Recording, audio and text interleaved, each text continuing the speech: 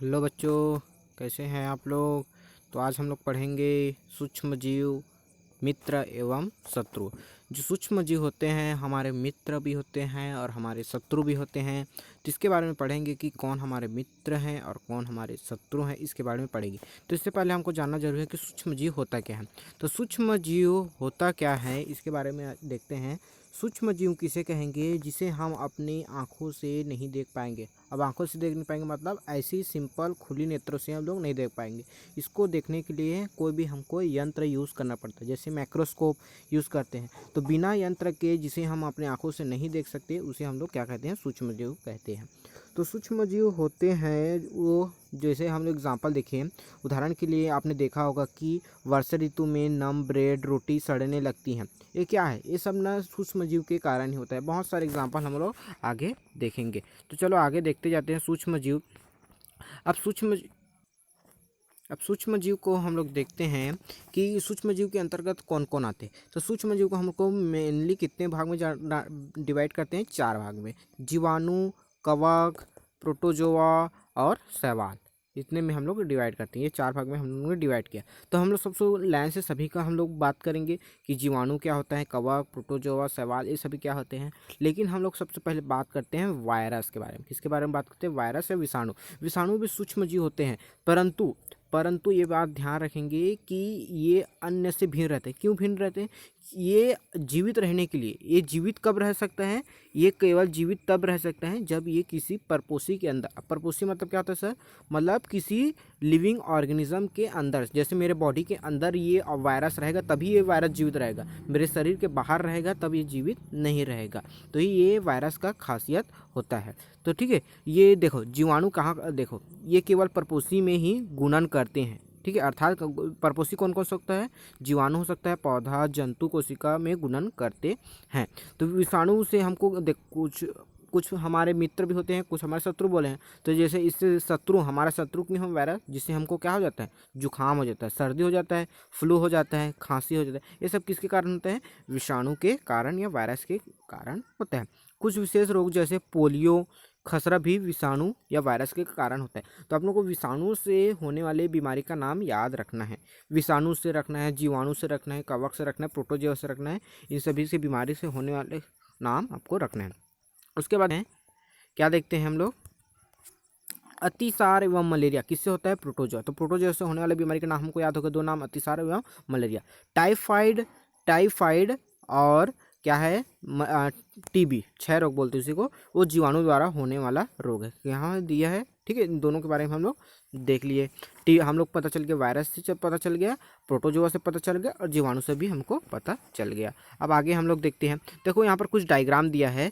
ठीक है, कुछ डायग्राम हमको यहाँ पर दिया है। देखिए यहाँ पर स्पाइरल जीवाणु का, यहाँ पर छड़नुमा जीवाणु के भी अलग अलग टाइप होते हैं। हम लोग जैसे 11th में जाते हैं तो इसके बारे में पूरे डिटेल में हम लोग डिस्कस इसको करते हैं। ठीक है, आगे हम लोग देखते हैं और क्या होता है। यहाँ पर कुछ सवाल दिया है, क्लेमाइडोमोनास दिया है, स्पाइरो वगैरह दिया है, प्रोटोजोआ में अमीबा, पैरामीशियम, इसके एग्जाम्पल है, याद रखना है एग्जाम्पल को। ठीक है, जैसे कवक में कौन कौन आते हैं देखना है, राइजोपस, ब्रेड मोल्ड बोलते हैं, पेनिसिलियम, एस्परजिलस, ये सभी को आते हैं। ठीक है, ये अपना है वायरस, विषाणु इस प्रकार से हमको दिखाई देता है। अब सूक्ष्म जीव रहते कहाँ हैं, सूक्ष्म जीव आप देखोगे, सूक्ष्म जीव कोई बहुत ही मतलब अलग अलग कंडीशन में ही रह सकते हैं। सूक्ष्म जीव एक कोशिकी भी हो सकते हैं, बहुकोशिकी भी हो सकते हैं। एक कोशिकी के अंतर्गत जैसे हम लोग कुछ जीवाणु की बात करें, जीवाणु तथा कुछ सवाल देखिए, बहुकोशिक जीव जैसे सवाल एवं कवक। यहाँ बर्फीले शीत में से उष्ण गर्म, मतलब ये ठंड से लेकर उष्ण बहुत गर्मी इलाकों में भी रह सकते हैं। दलदल में भी पाए जाते हैं। या मनुष्य सहित सभी जंतुओं के शरीर के अंदर भी पाए जाते हैं। सजीवी पर आश्रित होते हैं। कुछ अन्य स्वतंत्र रूप में भी पाए जाते हैं, कुछ आश्रित होते हैं, कुछ स्वतंत्र होते हैं, मतलब बहुत सी कंडीशन में पाया जाता है। तो कौन कौन से कंडीशन में पाया जाता है आप लोगों को याद रखना है। जबकि देखो यहाँ पर दिया, जबकि कवक एवं जीवाणु समूह में रहते हैं। बाकी सभी सूक्ष्म जीव कैसे होते हैं, अकेले होते हैं। अमीबा जैसे जीव है वो कैसे रहते हैं, अकेले, इससे कुछ दूसरे से लेना देना नहीं। लेकिन कवक और जीवाणु होते हैं वो समूह में रहते हैं। आप लोग देखे होंगे जीवाणु को, है ना, कहीं पर टीवी में या कहीं पर तो देखे होंगे, है ना। सूक्ष्म जीव और हम में क्या है देखते हैं क्या होता है, सूक्ष्म जीव हमारे जीवन में महत्वपूर्ण भूमिका निभाते हैं। ये कुछ हमारे लिए लाभदायक भी हैं तथा कुछ अन्य हानिकारक भी होते हैं, जिसके कारण हमको क्या होता है, रोग होता है। तो हम लोग यहाँ पर देखते हैं मित्र व सूक्ष्म जीव, मतलब कौन से सूक्ष्म जीव हैं जो हमारे मित्र हैं, मित्र की तरह वो काम करते हैं। तो पहला देखते हैं, जो भी हम लोग ब्रेड खाते हैं या दही खाते हैं या केक खाते हैं, ये किसके द्वारा बनाया जाता है, ये सभी सूक्ष्म जीवों के कार्य के फलस्वरूप ही हमको मिलता है। अब सर बोलेंगे सूक्ष्म जीव कैसे करते होंगे तभी बनता होगा, इसका भी उत्तर है। तो देखो, प्राचीन काल से ही सूक्ष्म जीव का उपयोग अल्कोहल बनाने में किया जाता है। आप लोग देखोगे कि प्राचीन काल में भी अल्कोहल मिलता था, जो शराब होता है वो मिलता था। कैसे बनता था वो कैसे बनता था, जीवाणु के कारण ही बनता था, सूक्ष्म जीव के कारण ही बनता था। तो ये पहला हमको मित्र व सूक्ष्म जीव में दही, ब्रेड व केक बनाने में होता था, अल्कोहल बनाने में होता था। और पर्यावरण को मेस्ट आजकल जो सबसे ज़्यादा उपयोग किया जा रहा है, सूक्ष्म जीव या जीवाणु को उपयोग किया जाता है पर्यावरण को स्वच्छ रखने के लिए। क्योंकि जो अपने घर के आसपास इलाके में या देखें कहीं पर कचरा बहुत रहता है, तो उसको अपघटन कौन करता है, अपघटन मतलब इसको छोटे छोटे टुकड़े में डिवाइड कौन कर देता है, और आखिर में म्यूकस क्या बना देते हैं, ह्यूमस बना देता है। क्या बना देता है, ह्यूमस बना देता है, और उसको मिट्टी में मिला देता है, जिसके कारण नाइट्रोजन स्थिरीकरण भी होता है। तो ये सभी में हेल्प कौन कर रहा है, हमको जीवाणु ही कर रहा है। दही एवं ब्रेड का बनना। अब दही और ब्रेड का बनना देख, हम लोग इसको शुरू से पढ़ते आ रहे हैं, छठवीं से पढ़ते आ रहे हैं, है ना, छठवीं से पढ़ते आ रहे हैं, आपको सातवीं में पढ़ चुके हैं जीवाणु को दूध में दही परिवर्तित कैसे करते हैं। देखो हमने अपनी माँ को गर्म दूध में थोड़ा सा दही मिलाते हुए देखा, जिससे दही जम जाता है, और आश्चर्य हुआ क्यों, ऐसा क्यों। देखो आप लोग देखे होंगे कि दूध से हम लोग दही बनाते हैं, तो हम लोग क्या करते हैं, उसमें दूध में दही की थोड़ी सी मात्रा हम लोग डालते हैं। क्यों डालते हैं, आप लोग घर में आप लोग मम्मी को पूछ के आप लोग कमेंट में ज़रूर करेंगे कि क्यों करते हैं। ठीक है, चलो ठीक, आगे देखते हैं। अब देखते हैं, दही में बहुत सारे सूक्ष्म जीव पाए जाते हैं। क्या पाए जाते हैं, दही में बहुत सारे सूक्ष्म जीव पाए जाते हैं। अब ये सूक्ष्म जीव करते क्या हैं, बहुत सारे सूक्ष्म जीव, अब कौन से सूक्ष्म जीव पाए जाते हैं, देखो इसमें पाया जाता है लैक्टोबैसिलस। याद रखेंगे कौन से, दूध में पाए जाते हैं, दही में अनेक सूक्ष्म जीव पाए जाते हैं। लैक्टोबैसिलस नामक जीवाणु प्रमुख है, जो दूध को दही में परिवर्तित करता है। तो दही में क्या पाया जाता है, लैक्टोबैसिलस। इसका कैसा करता है, ये दूध को दही में परिवर्तित करता है। कैसे करता है, वह दूध में जनन करता है। देखो लैक्टोबैसिलस क्या करता है, दूध में जनन करता है, मतलब अपनी संख्या को बढ़ाता है और उसे दही में परिवर्तित कर देते हैं। जीवाणु पनीर, अचार, अनेक खाद्य पदार्थों में उत्पादन में सहायक है। रवा, इडली, भटूरे एक महत्वपूर्ण संगठक दही का है। तो इन दही को इन सभी में चीज़ में हमको डाला जाता है। तो दूध से दही बनाने में इसका उपयोग करते हैं हम, लैक्टोबैसिलस जीवाणु को हम लोग यूज़ करें। तो लैक्टोबैसिलस क्या है, यहाँ पर याद रखेंगे, एक जीवाणु है। ठीक है, ये याद हो गया, अच्छा सर हमको तो याद हो गया। चलो अब आगे देखते हैं, अब आप देखेंगे। अब आप लोग देखते हैं ईस्ट में, ये देखो यहाँ पर क्या लिया है, ईस्ट तीव्रता से जनन करने वाला श्वसन के दौरान कार्बन डाइऑक्साइड उत्पादित करता है। अब ईस्ट क्या होता है सर, अब ईस्ट के बारे में हम लोग मेनली देखें, जो हम लोग ब्रेड बनाते हैं तो इसमें मेनली ईस्ट का उपयोग किया जाता है, ये गैस के बुलबुलों, खमीर वाले मैदे का आयतन बढ़ा देता है। या बेकिंग उद्योग में ईस्ट के उत्पादन का आधार है। ठीक है, ब्रेड, पेस्ट्री और केक बनाए जाते हैं। तो ईस्ट का उपयोग ब्रेड, केक ऐसे बनाने में किया जाता है। जैसे आप लोग मैदा घर में लाए होंगे, ठीक है, तो उसको क्या करते हैं, पर उसे पानी डालते हैं, उसको पूरा उसको बनाते हैं ना, तो उसको क्या करते हैं, जैसे पानी डालते हैं उसको पूरा लोई बनाते बोल सकते हैं एक प्रकार से। क्या करते हैं, तो उसका आयतन बढ़ जाता है। जैसे ये पूरा पाउडर के फॉर्म में रहता है, ऐसे जो मैदा रहता है वैसे। अब इसमें पानी डालते हो, क्या डालते हो, पानी का फार्मूला क्या होता है, H2। इसको हम डालते हैं तो इसका आयतन ऐसा बढ़ जाता है, फूल जाता है। क्यों हो जाता है, ये ईस्ट के कारण था। और इसका मेनली उपयोग ये रीज़न ये है क्योंकि इस यहाँ से CO2 कार्बन डाइऑक्साइड गैस निकलता है, इस कारण वहाँ पर दाने दाने छिद्र समान हमको दिखाई देते हैं। ठीक, समझ आ गया। सूक्ष्म जीवों का वाणिज्यिक उपयोग, मतलब बड़े स्तर पर देखो, हम लोग तो घरेलू स्तर पर देख लिए ब्रेड बना रहे हैं, केक बना रहे हैं, दूध से दही बना रहे हैं। अब बड़े स्तर पर देखते हैं, हमको एसिटिक एसिड, एल्कोहल बनाने में उपयोग होता है। तो बड़े स्तर पर एल्कोहल, शराब, इन सभी को बनाने में उपयोग होता है। ठीक, हमने कि इसको भी देख लिए। अब इसके बाद देखते हैं, इसके बाद देखेंगे किण्वन किसे कहते हैं, याद रखेंगे किण्वन किसे कहते हैं। तो यहाँ गन एल्कोहल की यह है जो चीनों को एल्कोहल में परिवर्तित बना देता है। चीनी के एल्कोहल में परिवर्तन की प्रक्रिया क्या कहलाती है, किण्वन या फर्मेंटेशन कहलाती है। क्या कहलाती है, फर्मेंटेशन किसे कहते हैं, द कन्वर्ट, किस में कन्वर्ट करता है, चीनी को एल्कोहल में कन्वर्ट करता है, उसको हम लोग बोलते हैं फर्मेंटेशन या किण्वन। तो किण्वन की खोज किसने की थी, याद रखेंगे लुईस पास्चर भाई साहब का, याद रखेंगे 1857 में इन्होंने किया था, ये याद रखेंगे। सूक्ष्म जीवों के औषधि उपयोग, देखो बहुत सारे उपयोग हम लोग देख रहे हैं, हम लोग खाने में देख रहे हैं औषधि, देखो खाने में देख दिए हम लोग का, जो कचरा होते हैं उसको साफ करने किण्वन में साफ कर दिए, अल्कोहल बनाने में, औषधि के रूप में भी, औषधि के रूप में अब कैसे होते हैं, देखो आप लोग जब बीमार होते हैं तो आपको जब हॉस्पिटल जाते हो तो आपको कभी देखे होगे कि आपको पेनिसिलिन के इंजेक्शन तो देते ही होंगे, या कोई भी एंटीबायोटिक देते हैं, ठीक है, तो देते हैं। तो ये सभी क्या है, कैसे बनते हैं, तो प्रतिजैविक की गोली कैप्सूल देते हैं। इन औषधियों का स्रोत क्या है, सूक्ष्मजीव, क्योंकि ये सूक्ष्मजीव द्वारा ही बनाए जाते हैं, ठीक है। सूक्ष्मजीव को नष्ट कर देती हैं अथवा इनकी वृद्धि को रोक देती हैं। देखो कुछ हमको जो टैबलेट खाते हैं, गोली खाते हैं, वो क्या करते हैं, हम जैसे बीमार पड़ते हैं तो खाते हैं टैबलेट, तो वो क्या होता है, अंदर में जो जीवाणु वायरस जो भी होता है वो मर जाते हैं। क्यों, क्योंकि वो ना उसको दबा देते हैं या मार देते हैं। इसको क्या करते हैं, जो दबा देते हैं या मार देते हैं उसको हम लोग बोलते हैं प्रतिजैविक या एंटीबायोटिक। इसी कारण हमको एंटीबायोटिक की टेबलेट दी जाती हैं, बीमार पड़ जाते हैं तो क्या देती है, एंटीबायोटिक टेबलेट। क्यों, क्योंकि जो हमारे जीवाणु हमारे शरीर पर आक्रमण किया है उससे हमको बचाव करता है, तो इसलिए हमको एंटीबायोटिक दिया जाता है। मेनली एंटीबायोटिक देखें, अनेक एंटीबायोटिक दिया गया है, जैसे स्ट्रेप्टोमाइसिन, टेट्रासाइक्लिन, एरिथ्रोमाइसिन सामान्य रूप से उपयोग किए जाने वाला एंटीबायोटिक है, जिन्हें कवक और जीवाणु से उत्पादित है। तो याद रखेंगे कवक और जीवाणु से उत्पादित किए जाने वाले एंटीबायोटिक के नाम क्या है, स्ट्रेप्टोमाइसिन, टेट्रासाइक्लिन, एरिथ्रोमाइसिन, ये सामान्य रूप से इस्तेमाल किए जाते हैं, ठीक है। इस प्रकार समझ गए हम लोग। तो सूक्ष्मजीव का संवर्धन करके एंटीबायोटिक का उत्पादन किया जाता है, जिन्हें अनौरक्षित चिकित्सा में किया जाता है, जिसमें से ये वाला पॉइंट आप लोगों को अच्छे से, आप लोग को ये पॉइंट अच्छे से पढ़ना है। अलेक्जेंडर फ्लेमिंग के बारे में पढ़ना है आप लोग को, जो उसने पेनिसिलिन की खोज की थी, ये याद रखेंगे कैसे की थी, तो ये इन्होंने कैसे किया था, हम लोग पूरा इसके बारे में डिटेल तो नेक्स्ट क्लास में पढ़ते ही हैं, हाई क्लास में पढ़ते ही हैं, पर इसका जनरल तरीका मैं बता दूँ कि कैसे किया था, ठीक है। ये अपने एक्सपेरिमेंट पर काम कर रहे थे लैब में, ठीक है, वो अलग बैक्टीरिया पर काम कर रहे थे, ठीक है, अलग बैक्टीरिया पर काम कर रहे थे। तभी उन्होंने देखा कि कुछ जो वो जिस बैक्टीरिया पर काम कर रहे थे, जिस चीज़ में वो प्लेट पर काम कर रहे थे, उस पर ना कुछ फफूंद आ गया, क्या दिख रहा है, फफूंद आ गया, जो उसकी जो बैक्टीरिया की ग्रोथ को क्या कर रहा है, रोक रहा है, ग्रोथ को क्या कर रहा है, रोक रहा है। तो उसका ही नाम उन्होंने क्या दिया था, पेनिसिलिन दिया था। क्या दिया था, पेनिसिलिन दिया था। ये सामान्य डायरेक्ट मैंने आप लोग को बता दिया।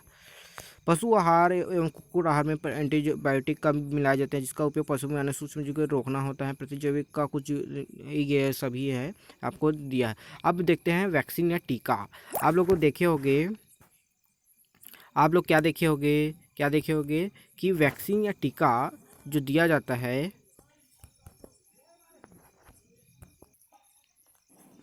आपको बचपन में टीका तो दिया होगा जरूर, वैक्सीन या टीका तो दिया होगा, आप रोए भी होगे।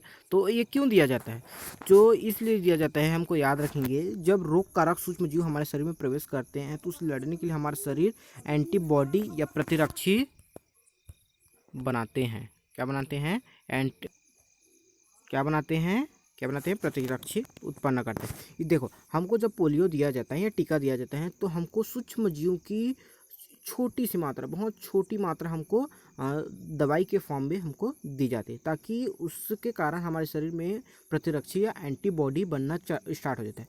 अब जैसे ही एंटीबॉडी हमारे शरीर में बन जाता है, तब हम लोग जब बड़े हो जाते हैं तो वही जब वायरस या जीवाणु हम पर अटैक फिर से करते हैं तो हमारे शरीर में उसके खिलाफ तो फिर से क्या बन जाता है, एंटीबॉडी बन जा रहता है। तो जैसे ही वो वायरस या जीवाणु जो भी आया तो उसको क्या कर देते हैं, तुरंत मार दे जाते हैं। इसी कारण हमको बचपन में टीका दिया जाता है, ठीक है। तो इसके बारे में पढ़ते क्या लिखा है हम लोग देखते हैं।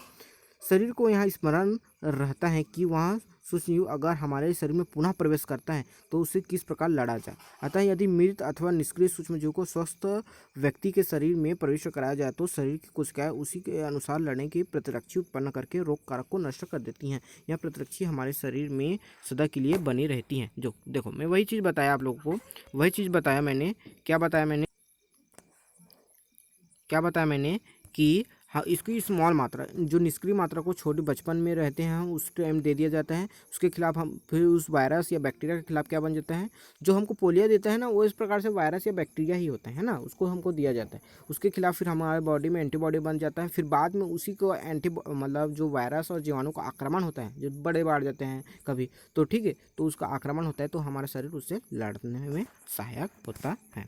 ठीक, अच्छा अब देखते हैं भाई, क्या देखते हैं, जैसे देखो यहाँ पर दिया है हैजा, क्षय, चेचक, हेपेटाइटिस जैसे अन्य बीमारियों को वैक्सीन टीके द्वारा रोका जाता है। तो इसकी खोज, चेचक की खोज किसने की थी, एडवर्ड जेनर ने चेचक के लिए 1798 में चेचक के टीके की खोज की थी। ठीक है, तो हमको ये फ़ायदा होता है ना टीके से। तो आपके बचपन में टीके दिए गए होंगे, बहुत सारे टीके दिए होंगे, पोलियो का दिया होगा, पिलाए होंगे, ये सभी क्या होता है, उसी का चीज़ होता है। अब उसके बाद देख लिया हम लोग, औषधि के रूप में भी देख लिया। अब मिट्टी की उर्वरता में वृद्धि करने के लिए भी सूक्ष्मजीव कैसे रिस्पॉन्सिबल होते हैं, हम लोग इसको देखेंगे। तो कुछ सूक्ष्म जीव जैसे जीवाणु हो गया, नीलहरी शैवाल हो गए, वायुमंडलीय जो नाइट्रोजन होता है का स्थिरीकरण करते हैं। इस प्रकार मृदा में नाइट्रोजन का संवर्धन होता है तथा उसकी उर्वरता में क्या होती है, वृद्धि होती है। इसके समानतः जैविक नाइट्रोजन स्थिरीकरण कहते हैं। ठीक है, तो देखो जो नाइट्रोजन स्थिरीकरण क्या होता है, जो पौधे होते हैं उसको नाइट्रोजन की आवश्यकता होती है। अगर नाइट्रोजन नहीं मिल पाता है तो पत्तियों का रंग कैसा हो जाता है, हरा से पीला हो जाता है। तो नाइट्रोजन स्थिरीकरण बहुत इंपॉर्टेंट होता है। तो ये जीवाणु होते हैं या नीलहरी शैवाल होते हैं, इसमें ये क्या करते हैं, हेल्प करते हैं। नाइट्रोजन का जो वायुमंडल में नाइट्रोजन तो होता है, देखो नाइट्रोजन होता है, ऑक्सीजन होता है, कार्बन, सभी गैस होते हैं, तो उसी नाइट्रोजन का स्थिरीकरण ये जीवाणु करते हैं। मिट्टी में भी जो होते हैं नाइट्रोजन, उसका भी स्थिरीकरण ये करते हैं। ठीक है, पर्यावरण का शुद्धिकरण मैंने बता दिया था कि पर्यावरण का शुद्धिकरण किस प्रकार करते हैं बैक्टीरिया, उस कचरे होते हैं उस पर क्या करते हैं, आप घटन करते हैं। घटन मतलब उसको टुकड़े में तोड़ देते हैं, जिसके कारण जमीन में मिल जाता है। तो उसका जो एकदम बड़े फॉर्म में रहते हैं, बड़े बड़े रहते हैं कचरा, वो क्या करते हैं, छोटे छोटे में टूट जाता है। तो इस प्रकार से पर्यावरण को शुद्धिकरण में ये हेल्प करता है। ठीक है, ये हम लोग समझ गए। अच्छा सर, हम तो ये समझ गए। अब देखते हैं हानिकारक सूक्ष्मजीव। अब जितने हमको लाभ मिल रहे थे वो समझ गए, अब इससे हमको हानि क्या क्या होता है ये चीज़ को हम लोग देखेंगे। तो सूक्ष्मजीव अनेक प्रकार से हानिकारक है। कुछ सूक्ष्मजीव मनुष्य, जंतुओं एवं पौधों में रोग उत्पन्न करते हैं। रोग कारक उत्पन्न करने वाले सूक्ष्मजीव को रोगाणु या अथवा रोगजनक कहते हैं। तो हम लोग दोनों प्रकार से समझे। पहले क्या समझे हम लोग कि जो हमारे लिए हेल्प करता है, बहुत सारे जीवाणु देखे हम लोग जो हमारे लिए एंटीबायोटिक बना रहा है, ठीक है, टीके बना रहा है, पर्यावरण को शुद्ध कर रहा है, ब्रेड बना रहा है, केक बना रहा है। लेकिन कुछ सूक्ष्मजीव ऐसे भी होता है जो हमारे को बीमार भी कर देता है ना, तभी तो हमको फिर डॉक्टर के पास जाते हैं। तो यह जो बीमारी पैदा करता है उसको हम लोग बोलते हैं, क्या बोलते हैं, रोग कारक या रोगाणु बोलते हैं या रोगजनक बोलते हैं। ठीक, समझ आ गया। अच्छा सर, हमको ये भी समझ आ गया। अब देखते हैं मनुष्य। अब हम लोग देखेंगे कि मनुष्य में रोग कारक सूक्ष्मजीव क्या होते हैं, ये चीज़ देखते हैं। तो मनुष्यों में रोग कैसे पैदा होता है, तो जो रोगाणु होता है, जो जीवाणु, वायरस, जो भी प्रोटोजोआ बोले, वो कैसे हमारे बॉडी में प्रवेश करता है। तो वो किसके थ्रू प्रवेश कर सकता है, या तो पानी के थ्रू करेगा, पानी पियेंगे उसके थ्रू, या खाने के थ्रू, या सांस ले रहे हैं उसके थ्रू। तो ये क्या होता है, मनुष्य के शरीर में प्रवेश करता है। तो सूक्ष्मजीव देखो क्या बोला यहाँ पर, देखो ध्यान से देखेंगे। सूक्ष्मजीवों द्वारा होने वाले ऐसे रोग जो एक संक्रमित व्यक्ति से स्वस्थ व्यक्ति में वायु, जल, भोजन या कायिक संपर्क द्वारा फैलता है, संचरणीय रोग कहलाते हैं। अब संचरणीय रोग किसे कहते हैं हम लोग समझ रहे हैं। किसको कहेंगे संचरणीय रोग, जो एक व्यक्ति से दूसरे व्यक्ति में फैलता है। किसके थ्रू फैल सकता है, या हम लोग एक दूसरे को टच कर रहे हैं, है ना, संपर्क कर रहे हैं, या फिर पानी, जो कपड़ा एक दूसरे का यूज़ कर रहे हैं, या पानी मैं पी रहा हूँ उसको दूसरा स्वस्थ व्यक्ति पहन लिया, पी लिया, तो इसके कारण ये सभी चीज़ होते हैं संचरणीय बीमारी। ठीक है, तो इस प्रकार से कुछ रोगों का उदाहरण दिया गया है जो संचरणीय। तो संचरणीय रोग के उदाहरण के आप लोग याद रखेंगे। तो इस प्रकार से कुछ उदाहरण दिए गए यहाँ पर, जैसे हैजा है, सर्दी जुकाम, चिकन पॉक्स एवं क्षय रोग। ठीक है, जब जुकाम से पीड़ित कोई व्यक्ति छींकता है तो सूक्ष्म बूंदों के सांस हजारों रोग वायरस भी वायु में आ जाते हैं। यहाँ वायरस श्वास के थ्रू स्वस्थ व्यक्ति में प्रवेश करता है। कैसे होता है, जो कोई व्यक्ति संक्रमित होता है वो छींकता है तो उसके थ्रू क्या होता है, जो ड्रॉपलेट होते हैं, थूक बोलते हैं ना, वो क्या होता है, बाहर वायु में आता है, जिससे वो स्वस्थ व्यक्ति में अगर चला जाए तो उसको क्या हो सकता है, बीमारी हो सकता है। ठीक, हो सकता है। अच्छा भाई, अब देखेंगे कि कुछ कीट एवं जंतु ऐसे भी होते हैं जो रोग कारक सूक्ष्म जीवों के रोग वाहक का कार्य करते हैं। जैसे देखेंगे घरेलू मक्खी इसका एक उदाहरण है। रोग वाहक मतलब ये बीमारी खुद पैदा नहीं करते लेकिन एक दूसरे से पहुंचाते हैं। मक्खी खुद बीमार हमको नहीं करती, जैसे वो दूसरे से हमारे पास बीमारी को लेके आती हैं, इसको हम बोलते हैं रोग वाहक। तो मक्खी कूड़े में जंतु अपशिष्ट पर बैठती हैं, रोगाणु उसके शरीर से चिपक जाता है और जब मक्खी बिना ढके भोजन पर बैठती हैं तो रोगाणु का स्थानांतरण संभव है। ठीक है, तो वो खुद बीमारी पैदा नहीं करते पर वो जहाँ पर बैठ कर आती हैं उसके साथ रोगाणु आ जाता है, जो रोग कारक है वो आ जाता है और हमारे शरीर में प्रवेश करता है। जैसे खाना खा रहे उसमें बैठ गया तो हमारे शरीर में ये प्रवेश कर जाता है। ठीक है, जो भी व्यक्ति ऐसा संतुलित भोजन करेगा उस बीमार पड़ने की संभावना होती है। यहाँ सलाह दी जाती है कि भोजन सदैव ढककर रखा जाए। ठीक है, बिना ढके भोजन से बचाना चाहिए। अब उसके बाद देखते हैं मादा एनोफिलीज मच्छर, इसका सामान्य अन्य उदाहरण है। देखो मक्खी है एक वाहक के रूप में कार्य कर रहे हैं और एक है मादा एनोफिलीज मच्छर। ये तो मच्छर में क्या पाया जाता है, प्लाज्मोडियम का वाहक है। मच्छर किसका वाहक है, याद रखेंगे प्लाज्मोडियम का। प्लाज्मोडियम जो मलेरिया का एक परजीवी है उसका वाहक है। मादा एडिज मच्छर डेंगू के वायरस का वाहक है। देखिए याद रखेंगे, देखो मादा एनोफिलीज अलग है, मादा एडिज मच्छर अलग है, डेंगू के लिए है। मादा एनोफिलीज मलेरिया के लिए है और मादा एडिज मच्छर है डेंगू के वायरस का वाहक है। हाँ, हम मलेरिया अथवा डेंगू का नियंत्रण किस प्रकार कर सकते हैं, अब इसको हम लोग देखते हैं।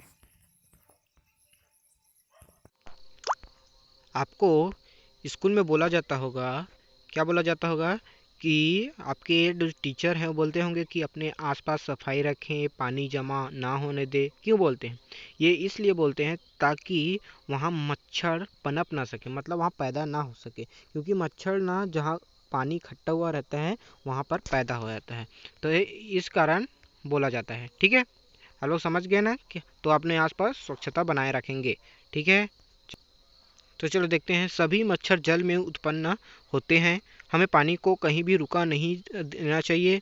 कूलर, टायरों एवं कूड़ादान इत्यादि में कहीं भी जल एकत्रित ना होने दे, अतः अपने आसपास के स्थानों को स्वच्छ एवं सूच कर रखकर हम मच्छरों को पैदा होने से रोक सकते हैं। ऐसे उपाय की सूची बनाकर प्रयास कीजिए कि अपना मलेरिया को फैलने से रोका जा सके। तो यहाँ पर दिया है, देखो इन सभी को आप लोगों को याद करना। इस टेबल मोस्ट इंपॉर्टेंट है, ये आप लोग को नवोदय में भी पूछा जा सकता है। पूछा जा सकता नहीं, पूछा ही जाता है। ठीक है, तो आप लोगों ने नवोदय के लिए भी तैयारी कर रहे हो तो आप लोग ध्यान से पढ़िए। ठीक है, और हमारे चैनल को सब्सक्राइब कर दीजिए ताकि आप लोग को जितने भी नवोदय के जितने भी कंटेंट होते हैं, जितने भी आपको सिलेबस के अंतर्गत है वो आपको इसी में मिल जाएगा। तो आप लोग को चैनल को सब्सक्राइब करके भी रखेंगे। ओके, ठीक है। जो देखे हैं मानव में रोग, जो क्षय रोग होता है, क्षय रोग टीबी बोलते हैं, वो किसके कारण होता है, जीवाणु के कारण होता है। और संचरण का तरीका, फैलता कैसे ही, वो वायु के माध्यम से फैलता है। बचाव के उपाय ये सभी दिया है। रोगी व्यक्ति को पूरी तरह से अन्य व्यक्तियों से अलग रखना चाहिए, रोगी की व्यक्तिगत वस्तुओं को अलग रखना चाहिए, उचित समय पर टीकाकरण किया चाहिए। खसरा जिसे मिसेज बोलते हैं, वायरस के कारण होने वाला है, ये भी वायु से संचरित होता है। चिकन पॉक्स जो भी, ये भी वायरस से होता है, ये वायु के सीधे संपर्क से फैल सकता है। दोनों तरीके से वायु भी फैल सकता है या एक दूसरे से टच करता है या संपर्क करता है तो भी फैलता है। पोलियो ये भी वायरस के कारण ही होता है, वायु और जल इसके दोनों संचरण का माध्यम है। ठीक है, उसके बाद यह हैजा, हैजा होता है वो जीवाणु से होने वाला रोग है, ये भी जल और भोजन से फैलता है। टाइफाइड है, ये भी जीवाणु से होने वाला रोग है जो जल से फैलता है।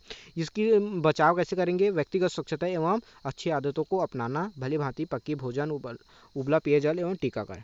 हेपेटाइटिस ए ये वायरस से होता है, जल उबले, देखो जल इसका संचरण का तरीका है, उबले हुए पेयजल का प्रयोग करना चाहिए। और टीकाकरण। मलेरिया ये प्रोटोजोआ से होता है, मच्छर जैसे संचरण का तरीका है, मतलब वाहक है ये ना, इसके माध्यम से फैलता है मच्छर का। मच्छर के काटने से क्यों होता है, क्योंकि मच्छर में पाया जाता है प्लाज्मोडियम प्रोटोजोआ है जो है ना, वो हमारे शरीर में इंटर करता है, प्रवेश करता है, तभी हमको मलेरिया होता है। ठीक है, तो मच्छरदानी का प्रयोग, मच्छर भगाने वाले रसायन का प्रयोग, कीटनाशक का छिड़काव। आजकल तो बहुत अच्छे अच्छे तरीके आ गए मच्छर को भगाने के लिए। पहले तो और बहुत सारी चीज़ उपयोग किया जाती, जैसे गड्ढे पानी में, कहीं पर गड्ढे में पानी जमा हो गया है तो वहाँ पर क्या कर देते थे, मिट्टी तेल डाल देते थे। मिट्टी तेल होता है ना, उसको हम लोग डाल देते थे ताकि वो मर जाए।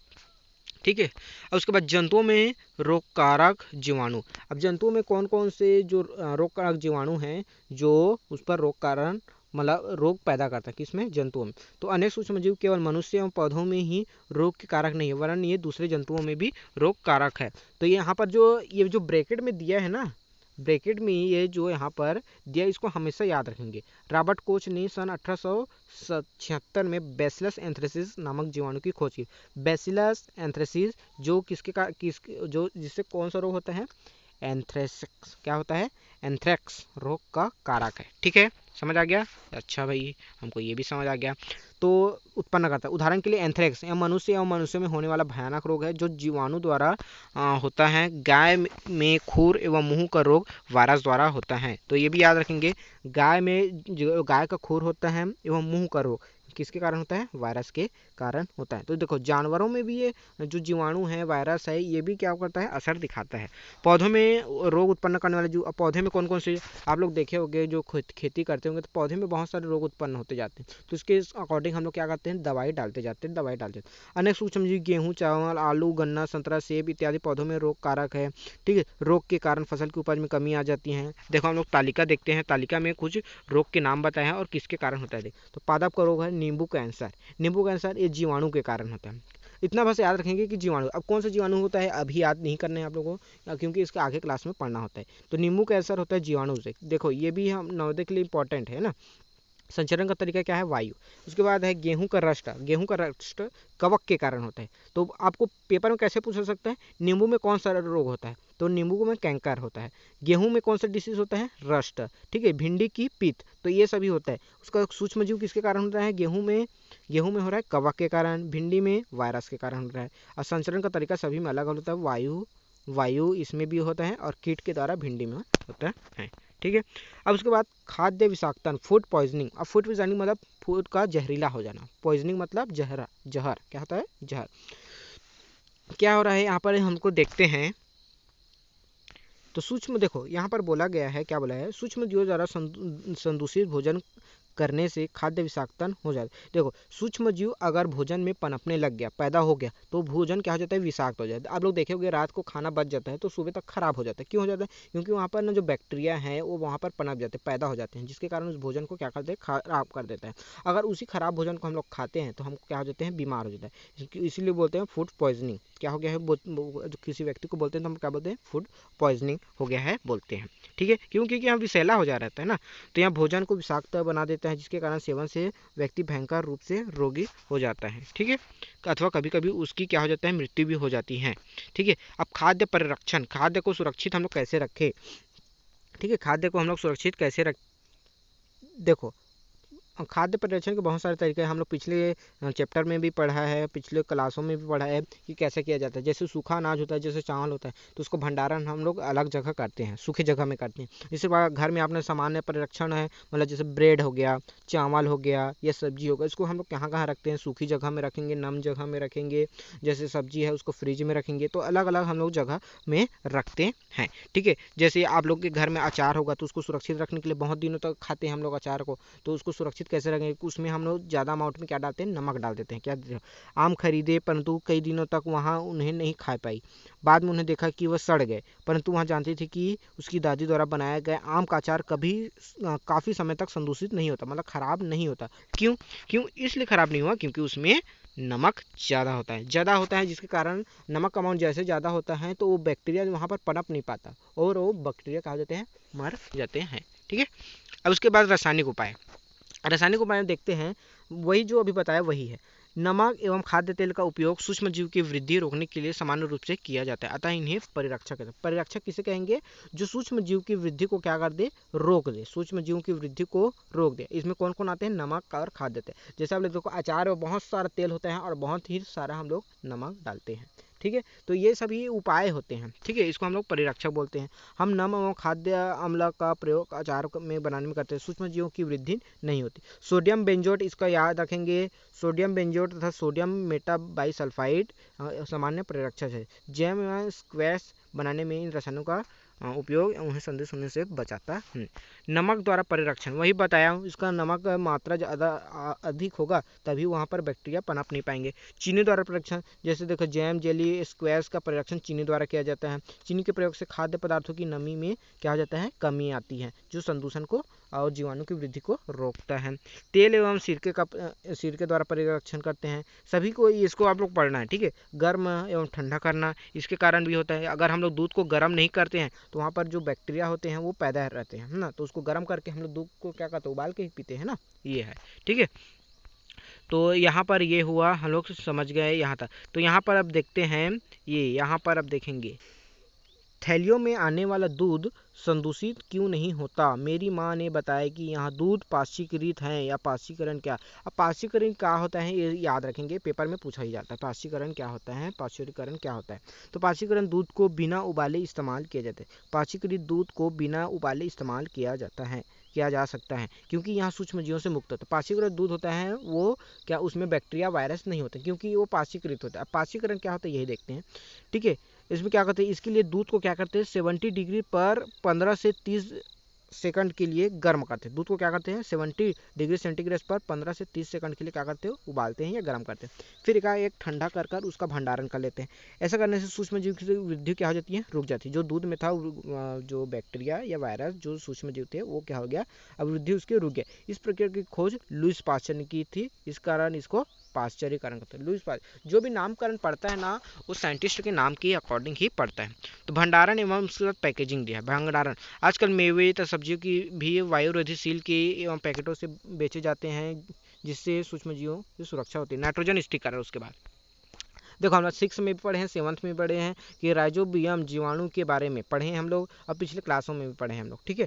तो राइजोबियम क्या होता है, जो लेग्यूम पौधे होते हैं, लेग्यूम पौधे में दलहन, जो दाल पैदा करने वाले पौधे होते हैं, कि नाइट्रोजन स्थिरीकरण में सहायक होते हैं, क्योंकि उसकी जड़ों में क्या पाया जाता है, नाइट्रोजन स्थिरीकरण में सहायक, मतलब बोल सकते हो वहाँ पर एंजाइम भी पाए जा सकते हैं, बोलते हैं वहाँ पर जीवाणु जो राइजोबियम वहीं पर पाया जाता है। तो स्मरण कीजिए कि राइजोबियम लेग्यूम पौधों की ग्रंथियों में पाया जाता है। अब ग्रंथियों क्या होता है, एक प्रकार का गांठ होता है। अब लोग ना जो दलहन पौधे होते हैं उसको उखाड़िए, है ना, तो उसके नीचे में देखेंगे कि वहाँ पर एक ग्रंथि पाया जाता है, गठान पाया जाता है, ठीक है, उसी को बोलते हैं। जैसे सेम और मटर जो एक सजीविता है। कभी कभी तड़ित विद्युत द्वारा भी नाइट्रोजन को स्थिरीकरण किया जाए। देखो, एक तो पौधे ही कर रहे हैं, एक तो तड़ित नाइट्रोजन, मतलब जो वायुमंडल में नाइट्रोजन है उसका भी स्थिरीकरण करते हैं, ताकि पौधों में वृद्धि में सहायक हो, ठीक है। तो ये भी है भाई, ठीक है। अब इसके बाद समझिए नाइट्रोजन चक्र दिया है। हमारे वायुमंडल में कितने प्रतिशत नाइट्रोजन गैस है, याद रखेंगे 78% है।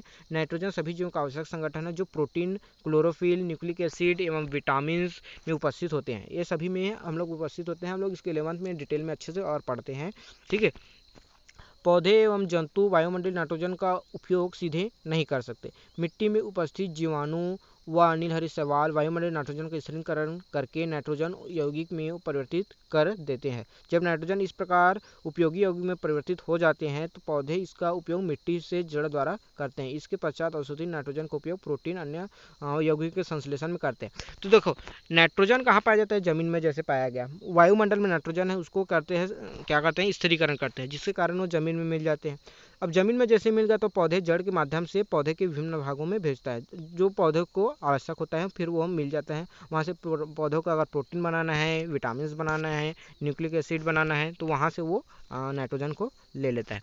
पौधे एवं जंतु की मृत्यु के बाद मिट्टी में क्या हो जाता है, उपस्थित जीवाणु एवं कवक नाइट्रोजनी अपशिष्ट को नाइट्रोजनी यौगिक में परिवर्तित करते हैं, जो पौधे द्वारा पुनः उपयोग है। अब जैसे पौधे मर गया, अगर जंतु भी मर गया जैसे, है ना, तो वो क्या होता है, जमीन में मिल जाता है। अब जंतु में बोले या पौधे में बोले, दोनों में क्या होता है, नाइट्रोजन पाया जाता है, तो जमीन में मिल जाता है। फिर उसका क्या करते हैं, पौधे फिर पुनः ऑब्जॉर्व कर लेते हैं, मतलब नाइट्रोजन उसको फिर से जमीन में मिल जाता है। तो इस तरह एक प्रकार से चक्र चलते जाता है। चक्र क्या होता है, ये चलते जाता है। तो यहाँ पर नाइट्रोजन चक्र दिया गया है।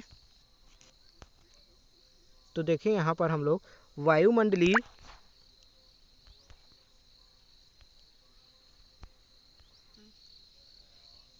तो देखेंगे वायुमंडलीय जो नाइट्रोजन है उसका कैसे होता है। वायुमंडलीय नाइट्रोजन का स्थिरीकरण हम लोग कर रहे हैं, तो वायुमंडल में नाइट्रोजन का जीवाणु एवं नीलहरी शैवाल द्वारा स्थिरीकरण करते हैं, या फिर उसका करते हैं तड़ित द्वारा, जो बिजली चमकता है उसके द्वारा भी नाइट्रोजन का स्थिरीकरण होता है। और वो कहाँ गया, सीधा मिट्टी में उपस्थित नाइट्रोजन की यौगिक में बन गया, मिट्टी में वो क्या हो गया, मिल गया, ठीक है। अब यहाँ से जो आया नाइट्रोजन जो स्थिरीकरण कर रहे हैं बैक्टीरिया शैवाल द्वारा, जीवाणु द्वारा स्थिर नाइट्रोजन को नाइट्रोजनी यौगिक में परिवर्तित कर दिया, इसको भी मिट्टी में मिला दिया।